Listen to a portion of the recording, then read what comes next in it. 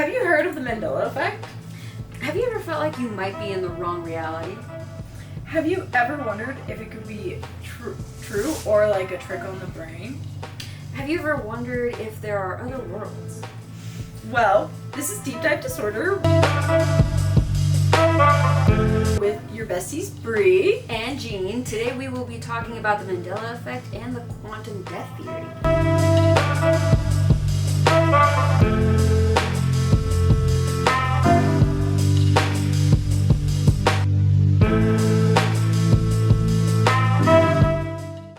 Super excited about this one. The Mandela Effect is something that we've all come to know. It's been an absolutely. internet phenomenon. You can find article upon article whether saying it's true or it's not true, and just the different spaces of the internet that it has just come together as an amalgamation of ideas and thoughts and different like perspectives. Not to mention, this is something that like our psychology teacher in high school went over this with us. I remember. Oh my gosh. And we all got divided up into like multiple different teams where like if you remember this one, go on this side. If you remember this one, go over there. And it was freaky how we all remembered different shit. It is so freaky how we all remember different things. Like personally, I always remember the like Bernstein Bears. I don't remember it being Bernstein. I remember it being Bernstein. It's an E for me. I remember it being an E. I don't remember it being an A, and I think it's an A now. And that's where that one freaked me out. I've always been on the side of it's probably. I've always been Bearstein. It is Berenstein Bears. Yeah, the Berenstein. Yeah, so it is Steen. Steen. S-T-E-N. Right? It is actually spelled S-T-A-I-N. But Yeah. Oh. Yeah. See, that's it. And personally, I remember it being an E. Berenstain. Oh, Yeah, Berenstein okay. Bears. Berenstain. Yeah, right? So that's one of them that I only remember it because not a lot of people remember this, but they had a cartoon on the PBS I had channel. books. Yeah, there were books, but I remember there was like an animated TV series. I think it was on PBS. I want to say it was on PBS. That sounds like something that would be on PBS. I think it was on PBS because I remember watching it at my babysitter's, and she only had like PBS at the time. Oh yes. Mm-hmm. Yeah, so that's another one. The whole Mandela Effect, the whole name that I came from is Nelson Mandela, whether he died in prison in the 1980s or he didn't. And we talked about that previously, where we both remember somehow learning that he died back then. And then when he actually died in 2013, I also remember being like, what? I thought he already died. Yes, no, my mom remembers him dying because my mom's the one who told me. And then in 2013, we were both like, What? what? Yeah, and then the Monopoly Man doesn't actually have a monocle. Which is some bullshit because he does. He does. I vividly remember him having a monocle. I swear to God, he does. But apparently he doesn't, which is crazy. And then we talked about the Flintstones on the previous episode along with Mirror Mirror. But the one that really like kind of hurt my heart was Kit Kat not having a dash in the middle. See, which is crazy because there is a hyphen. Mm-hmm. Or it makes sense for there to be a hyphen. I don't know why so many of us autocorrect for it to be a hyphen up here in the cage. I did it when I was a kid. I remember being like, oh yeah, Kit dash Kat, my favorite candy. Oh, yes. And that's why I was like, no, it was there. And then the last one is Looney Tunes or Looney Tunes. I remember it being Tunes personally because they were tunes that you'd watch on the tube, like. Yeah, but I thought it was television? TOONS because it's a cartoon, Looney Tunes. Cartoons. And that's actually what it's supposed to be. And personally, I remember, and this is a crazy memory, that this actually unlocked this entire debate because I remember going to Disneyland back in 2008 or 2007. I remember I was like 8 or 9 years old, maybe 7 at the earliest. I remember going to Disneyland. They had a place called Toontown, Toon. And I remember looking at my dad and going, but it's TUNES. And my dad goes, yes, that's because it's playing on the TV where tunes are played, right? Oh. They named it Toontown because it's a cartoon town. And so that's where I was like, after I learned about the Switch, I was like, no! What? That doesn't make any sense. This doesn't make any sense. And so that's where we come into the first theory about this, where it's a psychological phenomenon, right? And the psychological phenomenon is actually the term Mandela theory was coined by Fiona Broome, and she is a paranormal researcher. Oh, what? Yes. If you Google her, 2 things will pop up. The books that she sells to teach you how to ghost hunt, and the Mandela Effect. Yes, she has a whole website of books. I remember one of them, and they're like the cutest little cartoon ghosts, by the way, drawn on the cover. Oh. And one of them is literally 101 to ghost hunting. Yeah. That is actually kind of the cutest, yet also... That is one of the best things I've ever heard today. Maybe in the last decade that I've been alive, I think that is the best thing I've ever heard. Mm-hmm. And now I know what we're reading for our next book club. Yes! No, seriously, it was so fun to like actually be like, who came up with the Mandela Effect? And it's this girl named Fiona Broome. Basically, she remembered living through Mandela being in prison, and she remembered him dying. And then in 2009, she kind of like, when a lot of things about him becoming president and all that came about, she was like, oh, I thought he died. And so she asked a bunch of people, and they were like, oh yeah, I thought so too. And so that's where the term Mandela Effect actually comes from, is her. It's because so many of us forgot this major event. Mm-hmm. Or just thought that this thing happened. Like, we all learned something so quickly and just leaned into it. And what's also crazy is, like, no one thought to fact check this. No, but I mean, at the time that he was in prison, it was in the 1980s. I think everyone assumed he died in the 90s, and then he got, like, released. I think around the 2010s-ish or something. So I wouldn't be surprised if everyone just kind of forgot about it, in a sense. And like with how media is nowadays, where everything is literally available online. You can Google anything and you'll pretty much find it. If it hasn't been wiped off the internet, like the birds picture and video. Oh, yeah. Like, I just, hurts my soul that I can't find that to this day. If anyone can find it, send it to us. Send it!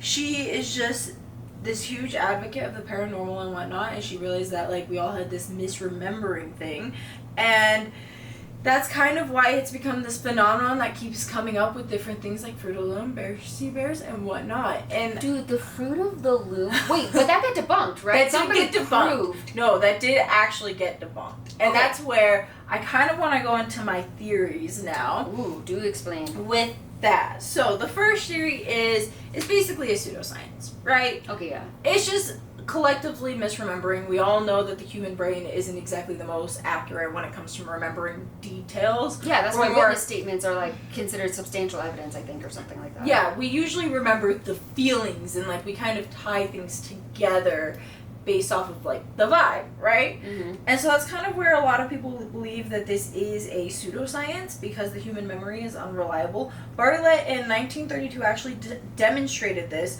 with video or audio recordings where he would ask people about like events that they had watched and then like talk to them a day later being like, hey, what do you remember? And like, do you remember if the sweatshirt was blue? Like, we all remember that TikTok trend where it was like, did you know what the bike color was? Oh, yes. We all remember that trend all too well. Where it swipes and it's like, what color was the wall? Exactly. Don't ask me. Don't ask me. I wasn't paying attention to the wall on that video. Are you kidding me?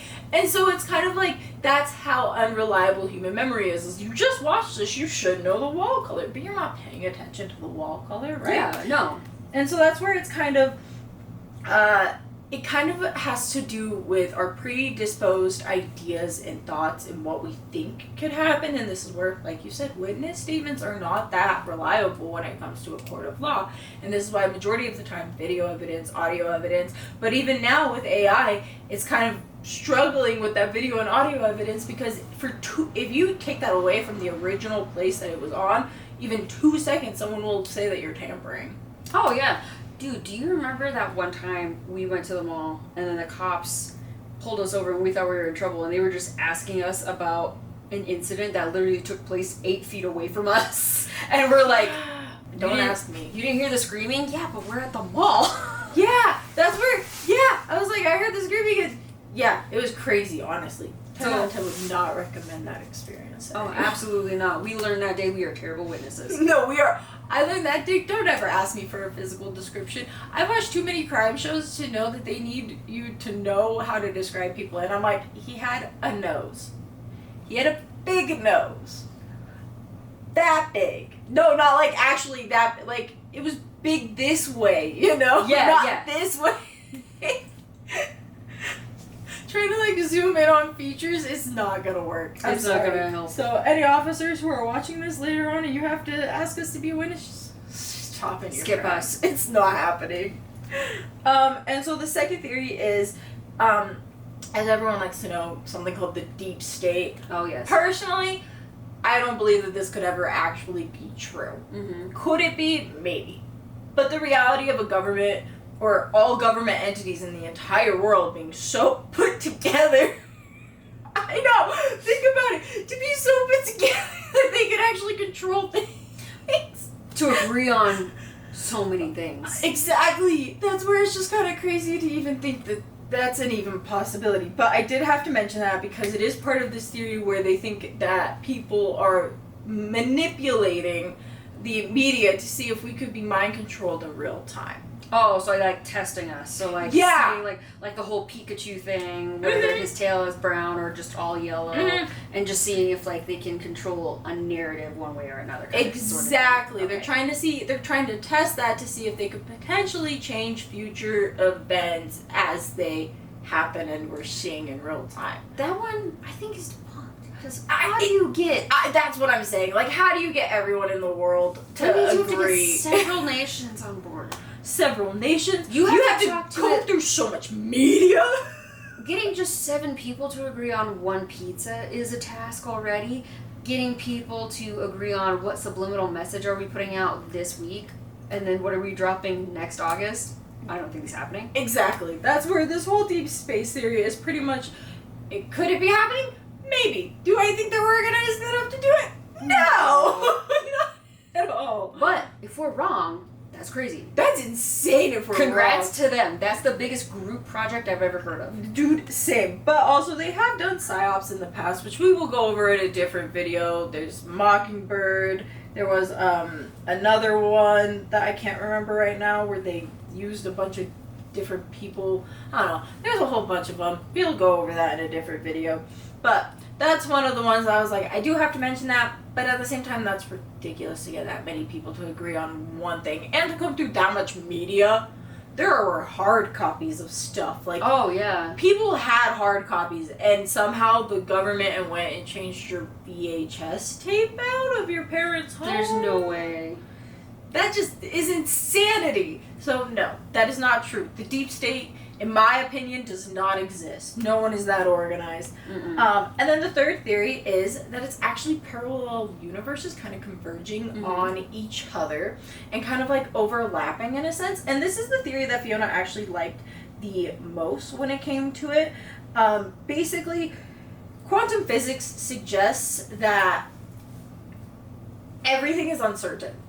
Just because a particle of light travels in this one direction one time doesn't mean it will always travel in that direction, as science likes to say. Typically, the particle of light will kind of bound off into a different direction, and those sorts of uncertainties is kind of what makes quantum physics a reality, is like, where is it going to jump off next? And so it's kind of like, because of that, on a quantum level, atoms and different protons, electrons, different matter is kind of getting shifted between different universes. And I remember watching a video about it so long ago where someone was watching atoms just moving and some would just disappear randomly and then others would reappear later on, like across the petri dish, and it's like, where are they actually going? Because they couldn't float across the petri dish or whatever was containing them. So it's like, where are they physically going? And this is where you get into quantum physics, is where are they going with the realities. So, in theory, with this parallel universe, is everyone would have this memory, and slowly those memories are seeping into your own reality and in your own brain because the atoms from their memories and their synapses, the stuff that makes it, go between. I don't remember what that's called right now, but this is what I remember. Her psychology teacher, this is what she taught us to do for it. Synapses. And then there's cerebellum. Cerebellum. So that's where every time I think of a synapse, I'm like, these things in your brain, the synapses. But so basically that's where all of the memories are kind of converging with each other, because on a quantum level, those atoms and those memories are being shared. And this all kind of goes into like time travel and how that's not really a full, the past, present, and future is all happening at the same time, which we will go into later for sure, because that's a very fun one. Oh, absolutely we will be. And then the thing with the parallel universe, I think you touched on this last episode, where it's such an unknown number. It could either be a tree with a bunch of branches, or it could be just all of us kind of with each other at the same time sort of thing, and it's really an unknown, and that's kind of what makes this theory really interesting, because it works better with the tree theory, where there's just a bunch of different branches and you're remembering all of the different branches of your life and the different realities that you are potentially in. Nice. So I know those 3 theories are a lot to take in. They are a lot. Oh, I'm sorry, I'm still stuck on the fact that like the middle one is definitely the most unlikely. Yeah, you know what I mean? Deep state one. The deep state one. I agree. That one is the most unlikely to get everyone everywhere to agree. There's a guy in his trailer right now with his tin hat on who's punching the air right now. I know. Because he hates that we're talking. I know. He's like, you're wrong, you're wrong, you're wrong. And I'm like, I probably am. But until any government shows that they are organized enough to orchestrate literally anything, I will believe it. But so far, none has proven. So, with all that in mind, how is that related to the Mandela Effect overall then? So overall, I think with all of them being related to the Mandela Effect, it depends on your take and your predisposed beliefs, truly. And this is where what I think is really interesting is this is kind of just the internet's different takes on the Mandela Effect. Is you have people who are super realistic and they think, oh, this is just simply bad memory. This is just collective bad memory. You hear from one person, it gets shared to the other. As for the deep state one, that one is just more of like there's people on the corner of the internet who want to believe that the government is controlling every little aspect of our lives, and unfortunately, as much as the government wants to believe that they are, they're not. As much as like we would love the government to or not to, they're not going to, because that's kind of the systems that we've built in places so that the federal government in the U.S. doesn't control everything, you know? So it's kind of hard to believe that everyone is getting together. And then as for the last one, that's the one that I like the most, just because it's a little far out there, and I like to think a little far out there, where having multiple realities, there was a book that I read so long ago, and it really kind of solidified what multiple realities, if I could remember the name of it, I would. It's like 1,000 lifetimes or whatever. Super good. Basically, your parents discover how to reality hop, but the only way you can reality hop is if there's already another you in that reality. Oh, dude. Right? Once we figure out the name, we'll probably put a link in the description. Oh, I will, because I think it's 2 or 3 books, and they are so good because it talks about, there is one reality where, so she has a little brother in her original reality, and then... Are you talking about A Wrinkle in Time? No, it's not A Wrinkle in Time. It's not. No, it's like called 1,000 Lifetimes. Give me a second, okay? So, she has this little brother in her original reality. So in this one, it's like I have... Right? Okay. My sisters. And you have your sisters. If we were to use the little device that they call like a firefly to jump to a different reality, let's say my mom was dating someone else. And then she had an affair with my father. So only me and Abby were born. But I didn't have my 2 older sisters. Right? So there's a different reality out there where my mom had an affair with my dad on some other man who I have like older brothers with or something. And they're my half-siblings. And that's what happens to her, is so she has her little brother in her reality. And then she travels to this other one where her mom is a Russian princess. This was before basically the Russian oligarchy or whatever was taken over. So her mom's a Russian princess, married to a prince or whatever. Her father is her tutor. Oh. Her mom had an affair, which produced her in this reality. She had 2 older brothers. She had an older brother and a younger brother. The younger brother is not her younger brother from her original reality. Okay, that makes sense. So she has to, like, accept the fact that there are other realities where she doesn't exist or where her siblings can't exist as she exists because of a happenstance that happens. And then that makes you think of all the possibilities of all the times that you've ever dated, and it just is like insane. 10 out of 10 would recommend the book series, and that's what's made me fall in love with the Mandela Effect and like alternate realities.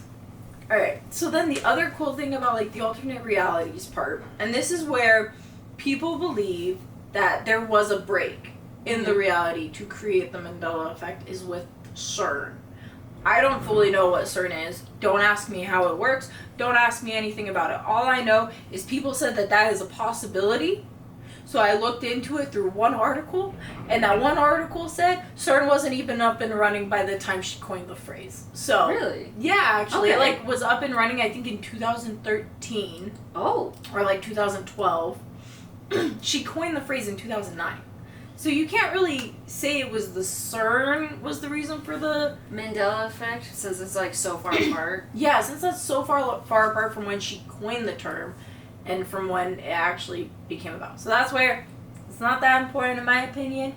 If you want to educate us, feel free to in the comments. We'll read them, I promise. Or send us an email. Yeah, we have an email. We finally have an email. We have an email. We'll get to that in the credits. Promise. And so my conclusion for everything is the Mandela Effect could be happening. All three of them could be happening. All three of them couldn't be happening. We'll never really know, and that's kind of why I like quantum physics, is you just never know. But what if we do know and we just don't know that we know? Okay. You lost me. What? Okay.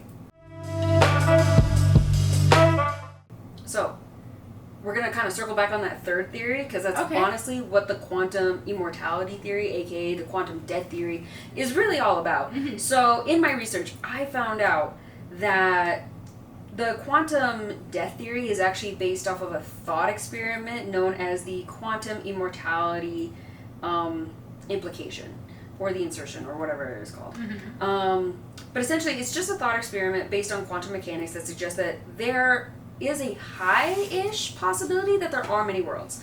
So, like you said earlier, according to quantum physics, for all we know, the reality that we know is divided up into many parts. Mm-hmm. So, in like a basic format, or like as basic as I can get it, quantum mechanics and quantum theory states that essentially every physical outcome, every quantum event splits off into a reality. And so every possible outcome lives together and is just kind of branching out all over the place, the same way that branches hang off of a tree. And so, you know, but according to quantum physics, and I'm going to be paraphrasing from here on out, because listen, I did a lot of research. I've never felt dumber. Most of mine was paraphrased too, because again, I have never felt dumber looking into a subject ever in my entire life, where I sat there and I was like, you know who would be really useful right now? Sheldon from Big Bang Theory. Yes. Bring that man in if we could. But then Leonard has to explain it to us. I know. That's the one that gets to be like, okay, Sheldon, you explain it to the group. Okay, Leonard, now you explain it to us. Now translate it. But no, so essentially, and this is where things kind of get like a little wibbly wobbly. According to quantum mechanics, our universe might be in this constant quantum state where every physical outcome branches off. And the beautiful thing about that is that means if it's branching off, everything is existing at the same time. So everything is existing right next to each other. We are all just branches branching out. The more decisions are made, the more choices you make, the more quantum events that take place, it is all splitting off one way or another. Dude, that's insane. That's like when I was like talking about how on the quantum level, things are just always consistently changing. That would make sense that on a quantum level there are different branches from every decision. Yes, but here's the thing. We cannot mistake, and scientists have made this very, very clear, that the idea of our one universe beginning to branch out into many different realities, it's the same universe. So we're not talking about the multiverse in any way, shape, or form. And so the thing with quantum mechanics... The best way to explain it is quantum is our universe branching out into like a tree. Yes, with many branches. Parallel is more of like there's an end to this one and there's one running right next to it. Right? Yeah. And so that would be like the parallel realities, where like the multiverse would be a different tree. Yeah. Because like scientists use the multiverse term as like an umbrella term. It covers many hypotheses depending on the model. Because another universe might have completely different histories. It might have completely different laws of physics or like dimensions when it comes to like physics and things like that. Or it might never have had Earth to begin with. So essentially, like we said, the quantum death theory is based off of the quantum thought experiment, which is known as the many worlds theory or the many worlds experiment versus multiverse. So yeah, many worlds is one tree that's split off and it has many, many branches, and then the multiverse would be like different fucking trees. Yeah, different trees where a person exists or not exists. We don't know. It's kind of, it'll vary because like, for example, like think of an apple orchard. Or not an apple orchard. Think of like a random orchard where like there's peach trees, apple trees, orange trees. These are all trees. They have that in common. They all have roots. They all have a branch. They all have a whole trunk, and they all have fruit on them, but they all have different fruits. And so it's not going to be the same. Some of those fruits have vitamin C. Some of those fruits don't have vitamin C. And so that's how I like to think of it, is the many worlds theory is just... Ours is an apple. I can't explain why. Ours is definitely an apple tree. But it makes sense. We are an apple tree. It makes total sense. So yeah, unfortunately, TVs and movies have kind of been just throwing around the term multiverse very loosely. And like so Flash. Oh, Flash from definitely CW the Flash. is when I read The your Flash. little note, I was like, the Flash from the CW was the best way to explain it. Oh yes, that is the multiverse, because where sometimes they travel places and like there is no Barry, there is no Oliver, and so that's kind of how it all works. So with all of that in mind, scientists have relied on the many worlds thought experiment, whereas the internet, and this is the freaky queaky place that I went to get all of this information, this wonderful, beautiful corner of the internet has birthed the quantum immortality theory, where the quantum immortality theory gets a little tricky because, again, it's based off of an actual thought experiment. So scientists say if there are multiple realities, that means there are multiple yous. For example, our favorite cameraman and director Bartholomew, in this quantum immortality theory or the quantum thought experiment, let's say Matt is crossing the street. There's a car. There are two possibilities. Either A, Matt gets hit by the car, or the car barely misses Matt. Or I do a backflip over the car. Or you do a backflip. We'll have a third branch just for you, boo. You do a backflip. I don't think I've ever seen you do a backflip. And then there's another one where you did a front flip. And there's another one where you try the backflip but still end up getting hit by the car. That's probably this universe. But yeah, in the many worlds interpretation, in one reality, we're planning a funeral for Bartholomew over there. But in the other reality next door to us, Matt just kind of continues on. In front of a car anymore? Yes. It's just off the table now. Now, scientists have pointed out that we can only ever experience one universe where we are alive or where we survive. However, the quantum immortality theory kind of states that, like, if you die in one reality, your consciousness just kind of slips into one where you survived. So back to the car scenario with our favorite cameraman, Bartholomew. If Matt got hit by the car from our perspective, he's dead. We are holding his corpse. We are planning a funeral. But Matt just wakes up having a weird fucking dream where he got hit by a car. He gets up, he gets ready, he says good morning to us, and then he goes to work. And then he just goes about his day, not fully aware or even actually thinking of the possibility that he just accidentally slipped on into another reality. Dreams. That's how you get the crazy dreams. That's why all of the dreams were like, you almost died or you tripped or you fell. What if you actually did? That bitch is dead, and then you'll just wake up here. Dude, honestly though, that's intense, because in one of my dreams there was a serial killer after me at one point. And that bitch didn't make it. R.I.P. to her. That girl did not make it. Let me tell you, you are not the final girl from Scream. I'm sorry. I was not. Trust me. It was more like a Criminal Minds episode where the dude lured me on a date. Oh, then you definitely died. Yeah, no. He lured me on a date and then proceeded to drug me. I fainted in front of the door to get out, right? Trying to get out, but I was drugged. And then I come to for 2 seconds, and he's like looking over my body. She is out. And I woke up from my sleep and went, no, I'm not. I'm awake. I'm fully functioning. Your consciousness ejected itself. Your consciousness said, and we're changing the channel. Yeah, no, my consciousness literally went, I'm not asleep. She is asleep. I'm not asleep. So I'm not experiencing this. Yeah, no, so I literally woke up and sat up for a fat minute. So that would explain that dream. And I feel so bad for her now. I wish I could go save her, my B fam. It's too late. It's too late. I don't even know how to reach her, so sorry. Sorry. Sheesh. Anyways, so one of my favorite examples of the quantum immortality theory in mainstream media is Rick and Morty season 4, episode 8. Oh my gosh, have you seen this episode? So I haven't seen it, but I remember talking about it. I think it was in a math class. It was with a guy who I had like a crush on at the time, and he loved Rick and Morty. He was like the one person I ever talked about Rick and Morty with. And I remember him mentioning this episode and talking to me about it with like parallel universes. And then that's when I was like, so like the CW Flash? Because at the time I was watching that, and he was visibly red. He was visibly red from that. Understandably so. But no, this one is spoilers for Rick and Morty. So in this episode called The Vat of Acid, Morty challenges Rick to make a place-saving video game respawn remote thingy. Rick makes it out of spite, as Rick does. He gives it to Morty. He asks Morty, like, hey, do you want to know how it actually works? And Morty's like, nah, I want to go have fun. And so Morty goes off, and he does the most stupid things that a 14-year-old boy could possibly do. Most of them illegal, some of them downright just dumb. Some of them actually cost him his life, and all he has to do is just hit a button on the remote, and then it kind of just scans him real quick, saves his place, and then he does what he does, dies. He hits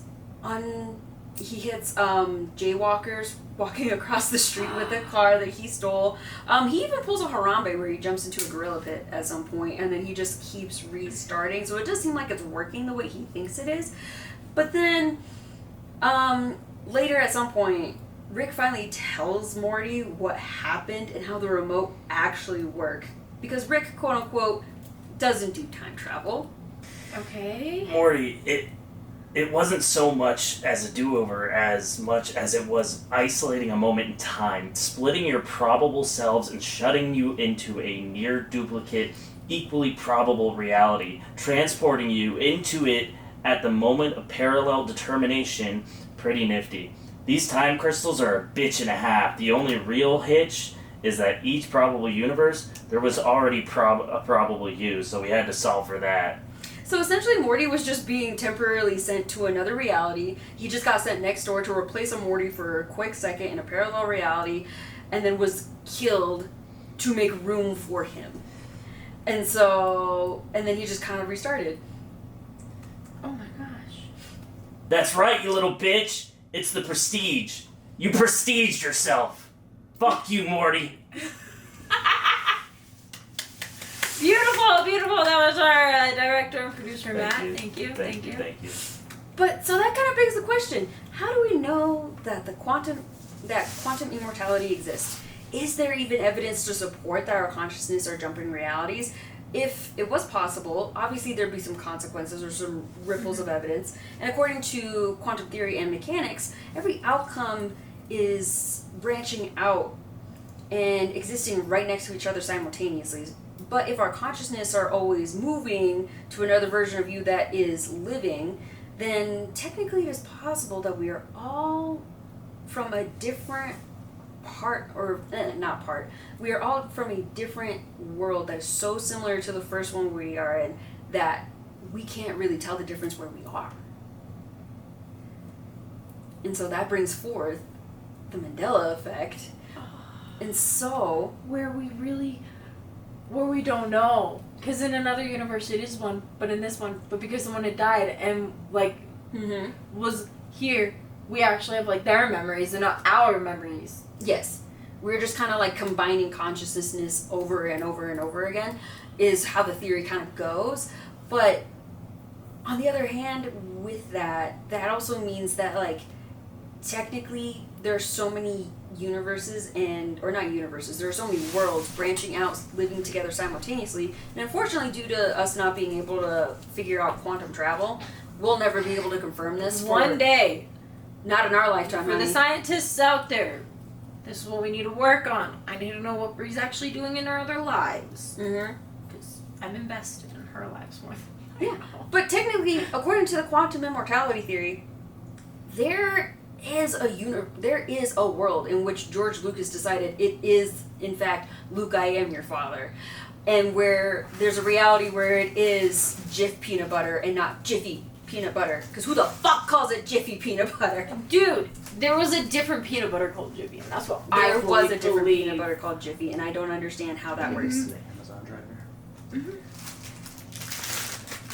Yeah, no, honestly, the fact that, like, even with Looney Tunes, all of the ones that we mentioned prior, like Looney Tunes and Looney Tunes, like, I'm pretty sure I have an old DVD of Looney Tunes. Actually, wait, I think I do. Give me 2 seconds to look.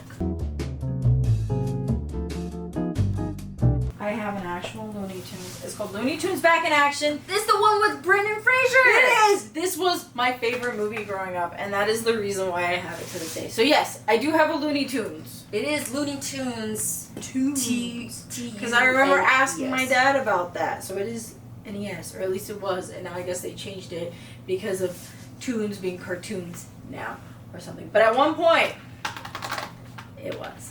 That's where I was like, yeah, it's crazy. Isn't it crazy?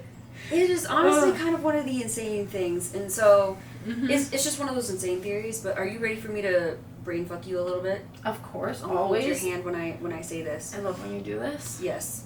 And then metaphorically, through the camera, you can hold our hand too, but I'm not going to hold it out like this forever. So even though it is called the quantum immortality theory, we all know we're not actually immortal.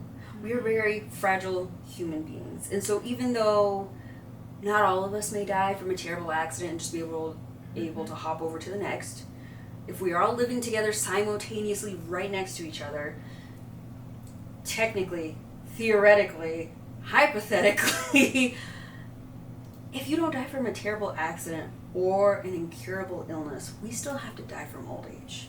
And so what if, as we get older, we find ourselves in this constant movement where you keep waking up in a new reality because eventually the use of every universe or every reality just start dying off. And so you have no choice but to keep waking up in a new reality. And therefore, what if Alzheimer's and dementia are just signs of your consciousness constantly having to move from body to body to body because at some point you're just waiting for the last you that's standing to just die. But then, if out of all of the quantum possibilities, all of the branched realities where there are different versions of you, at some point there is the last you, and when that one dies, you officially then at that point no longer exist across anywhere in the universe.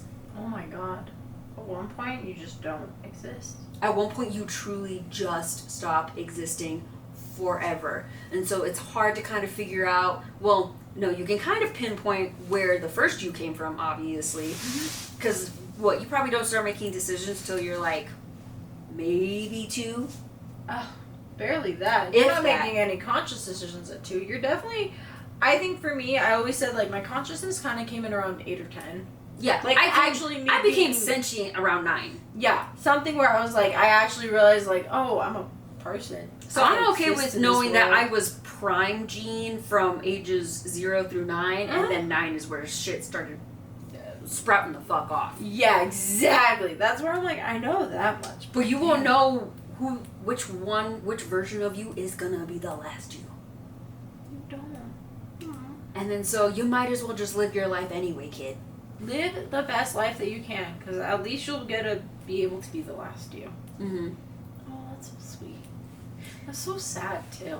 Yeah. Like, if you think about it, like, you die as an old person, your consciousness gets with someone else's, and you have to still wake up in an old, aging body. Oh, yeah. That would suck. It would suck. You just kind of wake up somewhere else. And then, so in conclusion, unfortunately, this theory is one thing that we will never be able to prove because, unfortunately, according to quantum physics and quantum mechanics, we are unable to just tap into the world next door to us. Which, honestly, yeah, that makes sense. Yeah. And so, also, this could be the only universe. This could be it. We may never know. There is no cooler version of you where you decided to go to college. There is a cooler version of you that is dating that one hot girl that you didn't ask out that one time. Mhm. Sorry, but that's true. There's a version of you that did get caught and you're in prison. Yeah. Oh, that's terrifying. Dude, there's a version of me that's still working in fast food. There's a version of me that is Life. still working at Costco, and I pray for her. I pray Every for her day. every day. Costco's a great company to work for. The customers or the members, I remember to question your memories because they might be from another universe, or you might just be misremembering everything.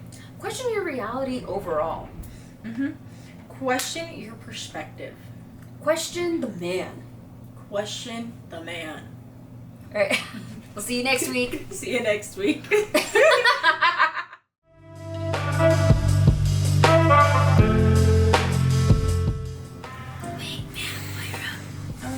Por favor. What? Hydration, please. Thank you for water. Yes. Yes. Let's watch You know what? Yes. Let's do that. I meant the video, but High School Musical's good too. I was like the framing of it. Beautiful. Go me. Was that you, Dean? Yes. What No, the that was fuck the was that? dying whale outside. That There's a beached whale out front by the pool. And the HOA has not taken care of it. At all. But they have the audacity to complain that it smells like cotton candy vape in the foyer. Make that make sense. Make that make sense. Make that make sense. It doesn't.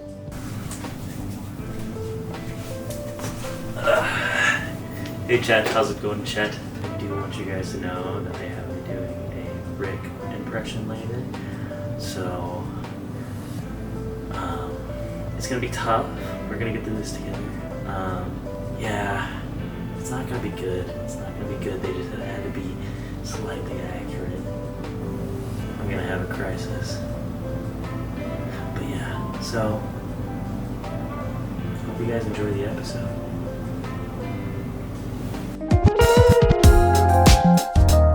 Is the one about John Lennon and Yoko Ono meeting on the day that the alleged car crash happened.